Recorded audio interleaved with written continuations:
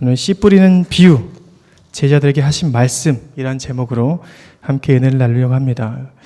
은혜 나누기 전에요, 함께 인사했으면 좋겠습니다. 예수를 더욱 사랑합시다. 시작. 감사합니다. 목숨 걸고 사랑합시다. 시작. 아멘. 아멘. 그래서 우리는 사명자입니다. 오늘은 마가복음 3장 20절부터 4장 20절의 내용을 한번 천천히 살펴보려고 합니다. 씨 뿌리는 비유는 천국에 들어갈 수 있는 상태를 말하는 것입니다. 그런데 말씀은 항상 자세히 보면 귀한 진주를 얻을 수 있는 수많은 진리들이 숨겨져 있습니다. 오늘 말씀을 보기 전에 4장 1절 말씀을 보는 것이 중요합니다. 4장 1절 말씀에 이런 말씀이 있어요. 예수께서 다시 바닷가에서 가르치시니 큰 무리가 모여들거늘. 큰 무리가 예수님께 모여들었습니다. 예수님께서 바닷가로 가니까 사람들이 막 모여들었어요. 그러니까 예수님께서 배에 올라타서 큰 무리에게 말씀을 하셨다는 것이죠. 수많은 사람들이 있어서 그때 예수님께서 비유로 그들에게 말씀을 전했다고 하는 것입니다. 마가복음 4장에는 1절부터 32절까지는 천국에 들어가는 4가지 비유가 있습니다. 씨 등 씨 겨, 씨 뿌리는 비유, 등불 비유, 씨가 자라는 비유, 겨자씨 비유. 이렇게 4가지 비유를 통해서 하나님의 나라와 복음의 상태를 점검할 수 있도록 우리에게 보여주셨습니다. 그런데 자세히 볼 것이 있습니다. 예수님께서 그들에게 처음에 씨 뿌리는 비유는 큰 무리에게 하시고 또 그것을 따로 해석해 주시는데 그것은 대상이 좀 다릅니다. 오늘 말씀 10절이죠. 10절. 10절부터 12절의 말씀을 제가 한번 읽어드리겠습니다. 예수께서 홀로 계실 때 함께한 사람들이 12제자와 더불어 그 비유들에 대하여 물으니 이르시되 하나님의 나라의 비밀을 너희에게는 주었으나 외인에게는 모든 것을 비유로 하나니 이는 그들로 보기는 보아도 알지 못하며 듣기는 들어도 깨닫지 못하게 하여 돌이켜 죄사함을 얻지 못하게 하려 함이라. 해석을 하실 때는 누구한테 했다고요? 함께한 사람들, 제자들에게 했다는 것입니다. 바로 외인이 아닌 자신들의 제자들에게 예수님께서 따로 해석을 해주셨다는 것이죠. 예수님께서 혼자 계실 때 함께한 사람들과 12제자와 더불어 그 비유를 예수님과 함께 나눴습니다. 그랬더니 11절에 뭐라고 나와 있습니까? 하나님의 나라의 비밀은 너희에게 주었으나 외인에게는 모든 것을 비유로 말씀하신다. 왜 그렇다고요? 12절에 그들은 이 말을 들어도 깨닫지 못하고 이해도 못하니까 돌이켜 죄사함을 얻지 못하게 하려 함이라 라고 말씀하십니다. 이 말을 다시 정리하면 첫 번째, 하나님의 나라의 비밀은 외인들이 아닌 하나님과 함께한 사람들, 제자들과 그에 가까이 있는 사람들에게 허락되었다라는 것이죠. 예수님께서 유명세를 탔습니다. 병도 고쳐주시고 자신의 이야기도 많이 해주시고 율법도 새롭게 해석을 해주시기 시작했습니다. 그 주변에 엄청난 사람들이 몰려들었습니다. 그런데 3장 21절부터 22절에 보면 이런 사람도 왔습니다. 3장 21절 22절입니다. 예수의 친족들이 듣고 그를 붙들러 나오니 이는 그가 미쳤다 하밀러라. 예루살렘에서 내려온 서기관들은 그가 바알세불이 집혔다 하며 또 귀신의 왕을 힘입어 귀신을 쫓아낸다 하니. 서기관과 바리새인들이 함께 왔습니다. 어떻게 왔다고요? 예수님을 붙잡으려고. 근데 거기에 누가 왔다고요? 21절에 보니까 예수의 친족들이 듣고 그를 붙들러 왔다는 것입니다. 다시 말해서 예수님이 자기 지역에서 자기와 함께 자란 사람인데 갑자기 하나님의 아들이다, 그리스도라고 말하니까 그를 정신병 걸린 사람으로 여기고 그를 붙들러 왔다는 것입니다. 다시 말해서 예수를 정신병원에 보내려는 친족들이 왔다는 것이에요. 그래서 그들에게 비유로 말씀해 주십니다. 아무리 혈통적으로 가까운 사람일지라도 예수님을 믿음의 대상으로 보지 않고 인간적인 눈으로 보게 된다면 그 사람들은 진정한 형제 자매가 아니라는 것이죠. 그래서 3장 31절부터 35절의 내용을 보면 저기 밖에서 예수의 어머니와 그의 동생들이 와서 예수를 보려고 도착했습니다 라는 내용이 나오죠. 제자들이 급하게 예수님께 말합니다. 지금 밖에 당신의 친족들이 예수님을 찾습니다. 이것은 식구들을 통해서 귀신의 왕을 격리시키고 수용하려는 움직임에 가까운 것이죠. 그래서 위급하게 예수님 불러서 말하는 것이죠. 빨리 도망가야 될까요? 이런 말씀입니다.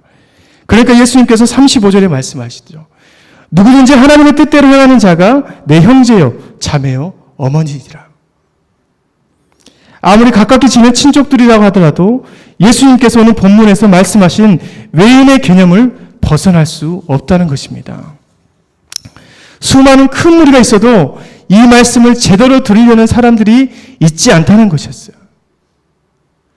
4장 초반부에 비유를 모든 사람에게 말씀하시고 그 비유의 설명을 들을 만한 사람들에게 다시 해석해 주셨어요. 함께한 사람들이라는 말은 예수님과 함께한 사람들을 말합니다. 사람들이 온갖 이상한 소리, 예수님이 귀신의 왕이다, 예수님이 정신병 들렸다, 그런 말을 다 제쳐주고 예수님과 함께한 사람들, 다시 말해서 제자들에게 그 말씀을 실제로 어떤 말씀인지 해석해 주셨다는 것입니다. 말씀에 대해서 궁금증이 있고 말씀에 갈급함이 있는 사람들에게 하시는 말씀이 오늘 바로 본문의 말씀인 10절부터 20절의 말씀입니다. 우리가 반드시 알아야 할 것이 있습니다. 말씀을 들었다고 다 천국의 소망을 가질 수 없다는 것입니다. 예수님께서는 그것을 잘 알고 계셨어요. 아무리 하나님의 말씀이 많이 흘러나온다고 해도 그것을 들을 귀가 있어야 한다고 말합니다. 그래야 하나님의 나라에 들어갈 수 있다고 말합니다. 11절 말씀이죠. 하나님의 나라의 비밀을 너에게는 주었으나, 그러니까 이 말씀을 받으려는 마음 있는 사람들에게는 하나님의 나라에 들어가는 키, 열쇠를 주었으나 그 말씀을 그저 흘려보내는 사람들에게는 하나님의 나라의 비밀이 없다는 것입니다. 여러분이 지금 하나님의 말씀을 듣기 위해서 이곳에 왔지만 여러분의 마음의 상태가 준비되어 있지 않으면 천국에 가지 못할 수도 있음을 말하는 것입니다.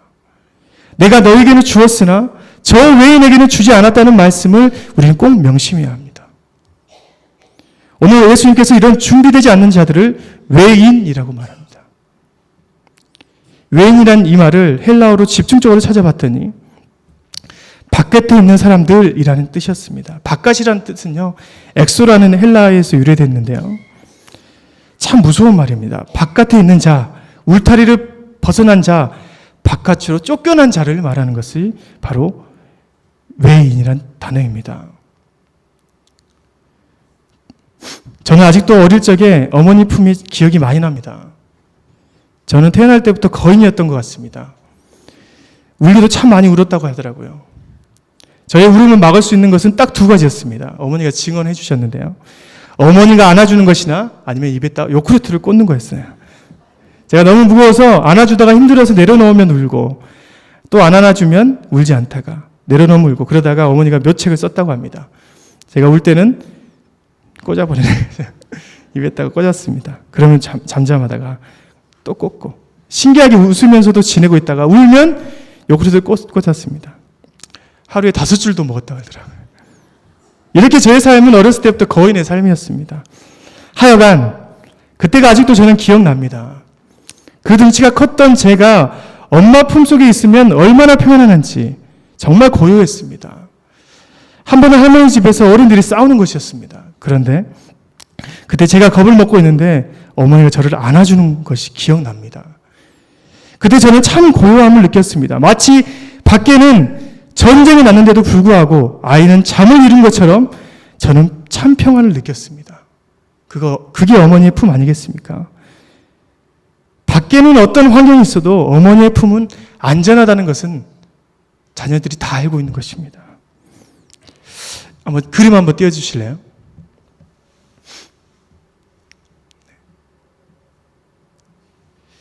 저는 이 그림을 볼 때 참 가슴이 찢어진 줄 알았습니다.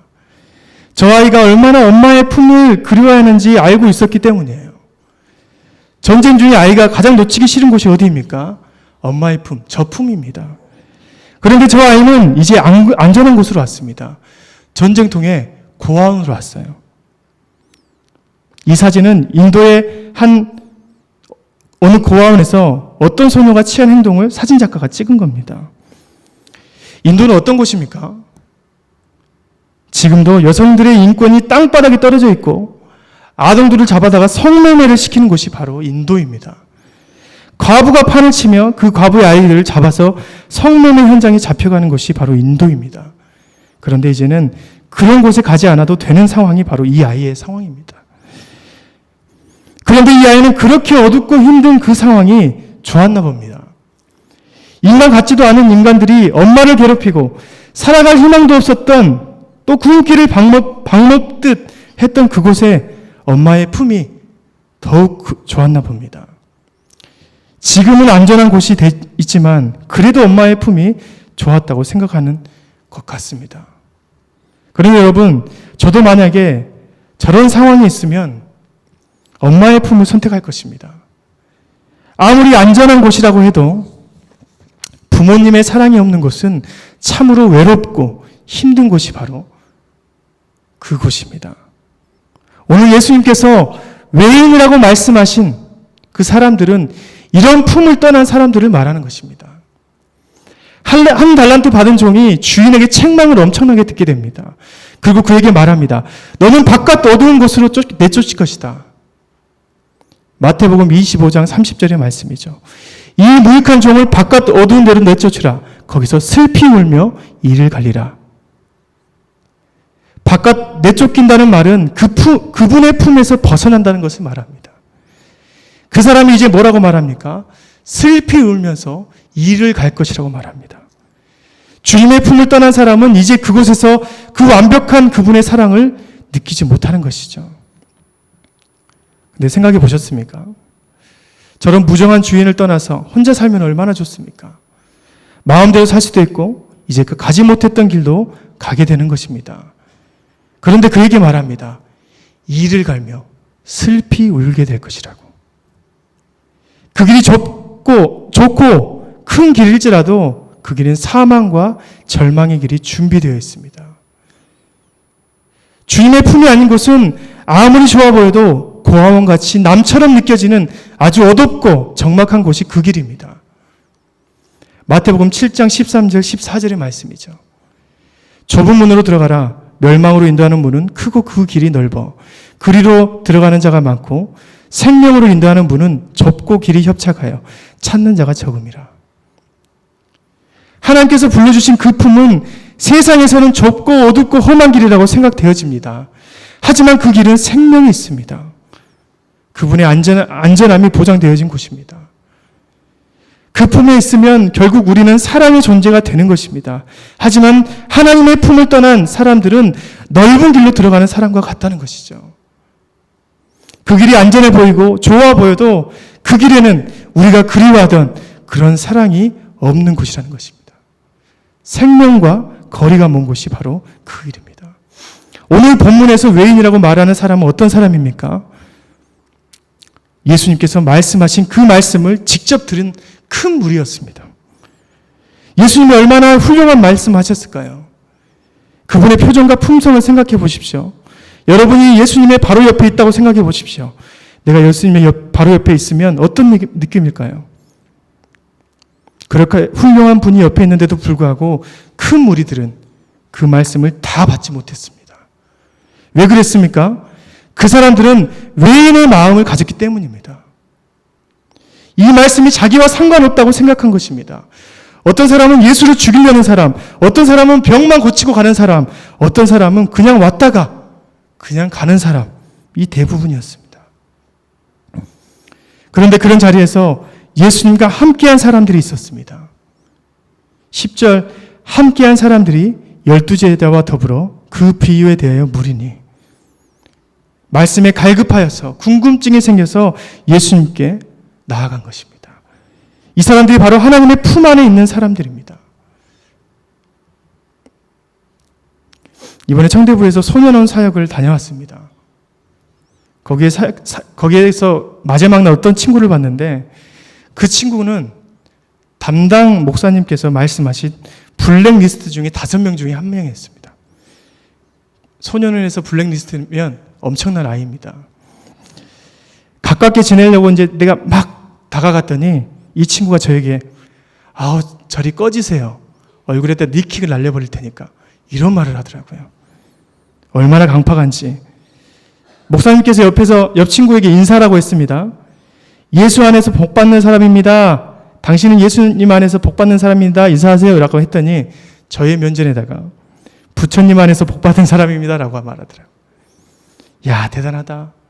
그렇게 유명한 간증자, 찬양사역자, 목사님들이 와서 4박 5일 동안 저렇게 세뇌교육을 하듯이 말했는데 어쩜 저렇게 튕겨낼 수 있을까?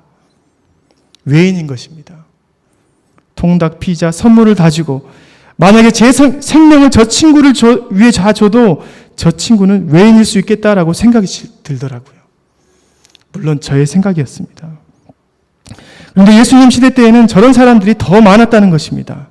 그래서 예수님께서 저들에게 비유로 말씀하신 것입니다. 12절 이는 그들로 보기는 보아도 알지 못하며 듣기는 들어도 깨닫지 못하게 하여 돌이켜 죄사함을 얻지 못하게 함이라. 아무리 좋은 명언과 귀한 진리로 그들에게 말해도 그들은 알아듣지 못하고 깨닫지 못한다는 것입니다. 그들의 마음을 오늘 예수님께서 네 가지 땅에 뿌려진 씨와 같다고 말씀하십니다. 좋은 땅에 뿌려진 씨 빼고 나머지는 다 외인들의 마음과 같은 것입니다. 첫 번째, 어디에 뿌려졌습니까? 길가에 뿌려졌습니다. 시멘트를 깔아놓은 땅과 같은 그런 땅에 뿌려진 씨가 있다는 것이죠. 하나님의 말씀을 수없이 뿌려도 이런 땅에는 땅 속에 들어가지 못한다는 것입니다. 길가가 어떤 곳입니까? 사람들이 흙을 밟고 밟아서 딱딱해진, 그래서 입추의 여지가 없는 땅이 바로 길가입니다. 그런 땅에 씨를 뿌린다는 것이 어리석은 일입니다. 만약에 뿌렸다고 합시다. 어떻게 되겠습니까? 말씀처럼 바람에 흩어져 버리고 또 주인이 와서 오물처럼 빗자루로 쓸어버리는 것이 바로 길가에 뿌려진 씨앗들입니다. 아무리 말을 해도 심어지지 않는 마음, 아무리 좋은 말씀을 해도 튕겨서 나오는 마음이 바로 그런 마음입니다.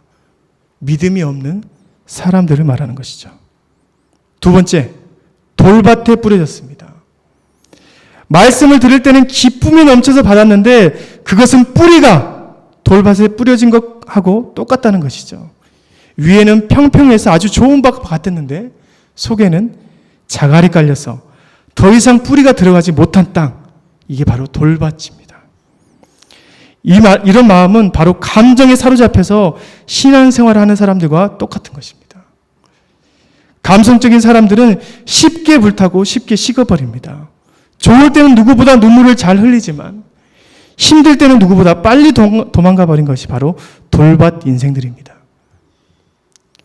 그래서 뭐라고 말합니까? 이런 사람들은 뭐 때문에 시험 받는다고 나와 있습니까? 오늘 말씀 17절이죠. 그 속에 뿌리가 없어 잠깐 견디다가 말씀으로 인하여 시험 받는다.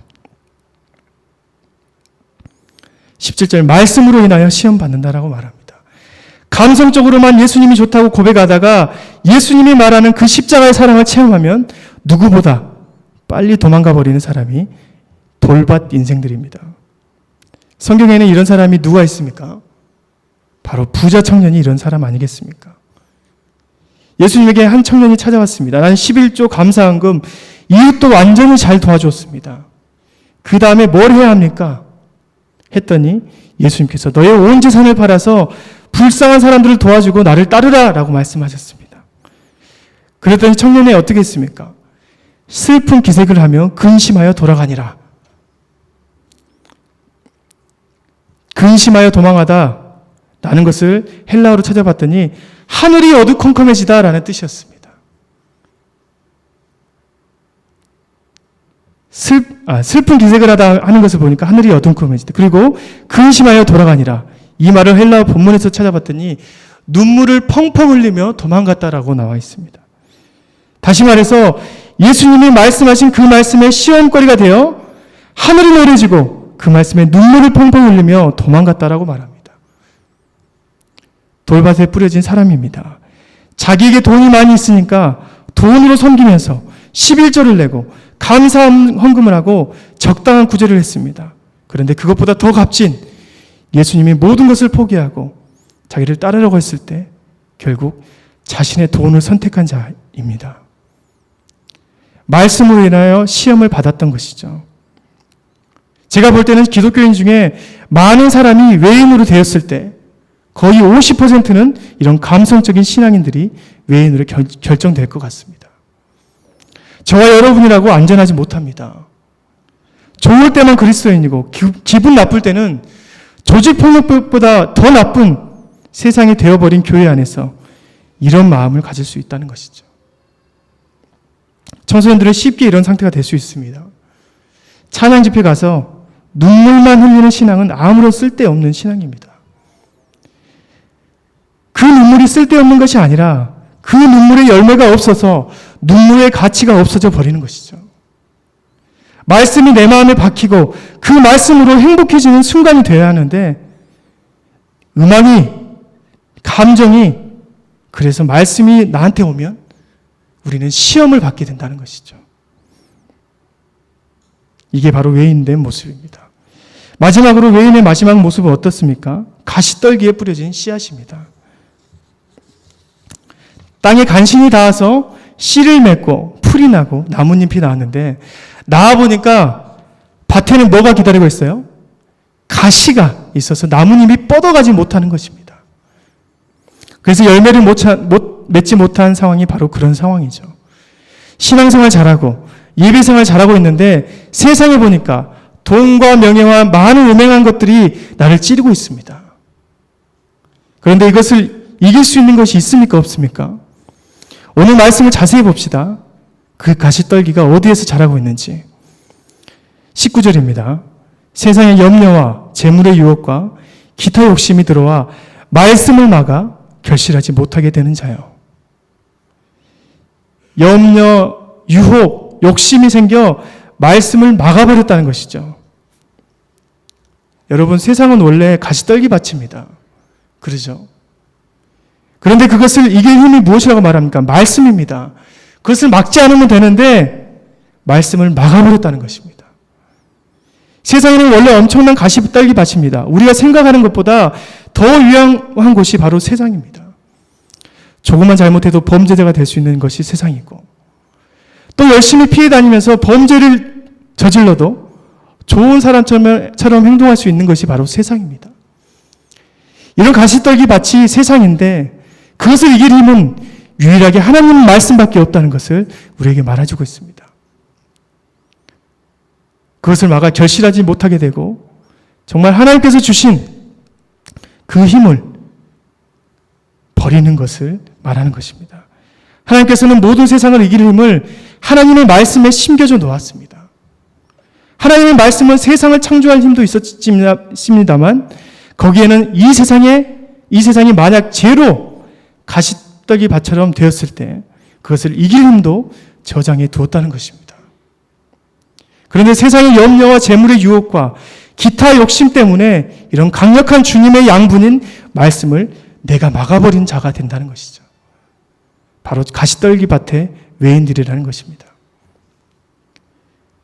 그리스도인들이라고 이런 가시밭 길을 가지 않는 것은 아닙니다. 사단과 마귀는 우리를 언제나 죽이려고 그것도 영원한 죽음으로 인도하려고 애를 쓰고 있습니다. 그런데 사단과 마귀가 그냥 우리가 싫어하는 방법만 쓰지 않습니다. 우리가 가장 좋아하는 방법으로 우리를 하나님과 멀어지게 만든다는 것이죠. 내가 가장 약한 것, 내가 가장 쉽게 넘어질 수 있는 것들을 찾아서 그것들을 집중 공략합니다. 만약에 내가 달콤한 사탕을 좋아하면 내 주변에 사탕 공장을 많이 만들어서 그 유혹들을 참지 못하게 만듭니다. 만약에 제가 여전한 유혹을 많이 받는 사람이라면 사단은 내 주변에 수많은 연예인급 미녀들을 깔아놓을 것입니다. 그죠? 자매들도 마찬가지입니다. 내가 남자 때문에 시험을 많이 받는다면 내 주변에 정우성과 조인성 같은 멋진 백마 왕자를 깔아놓을 것입니다. 현혹되기 좋게 말입니다. 넘어뜨리기 위해서. 그 사람을 어떻게든 외인으로 만들기 위해서 자기와 함께 영원한 저주를 받기 위해서 말씀을 막고 그런 유혹을 깔아놓는다는 것이죠. 어떨 때는 이것이 하나님의 말씀인가 생각이 들 때도 있습니다. 굉장히 교묘합니다. 그래서 우리는 정말 조심해야 합니다. 우리가 살 길은 바로 좋은 땅이 되는 것입니다. 20절 말씀이죠. 여러분 20절 말씀을 함께 읽어볼까요? 시작. 좋은 땅에 뿌려졌다는 것은 곧 그 말씀을 듣고 받아 30배나 60배나 100배의 결실을 하는 자니라. 좋은 땅이라는 것은 그 말씀을 받아서 그 말씀대로 살아가다 보니까 내 삶에서 결실이 맺어지는 삶입니다.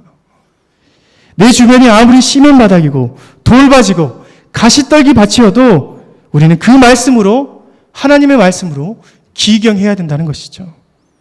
그 땅을 갈고 닦아야 된다는 것입니다. 엎어야 된다는 것입니다.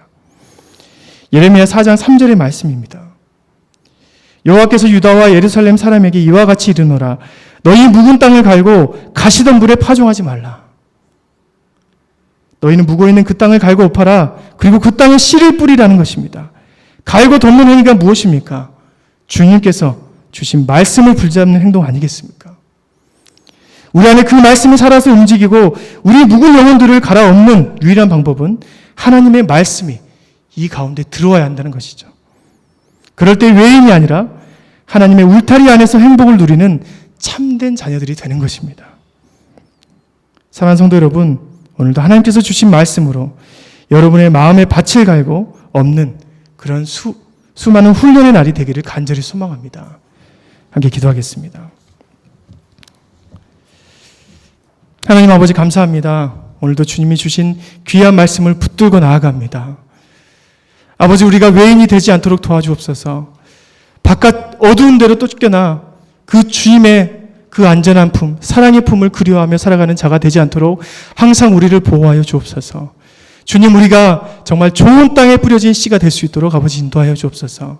우리 마음이 정말 좋은 밭이 되어 정말 하나님의 말씀을 받아 우리의 인생이 30배, 60배, 100배의 결실을 얻는 그런 귀한 인생들이 될 수 있도록 인도하여 주옵소서. 비록 처음은 가시밭이고 돌밭이고 정말 시멘 바닥일지라도 그 밭을 갈고 엎어서 주님이 주시는 좋은 밭으로 기경해 나갈 수 있는 우리의 마음이 될 수 있도록 인도하여 주옵소서. 너무나 감사드리며 예수님의 이름으로 기도드립니다. 아멘. 다 함께 찬송가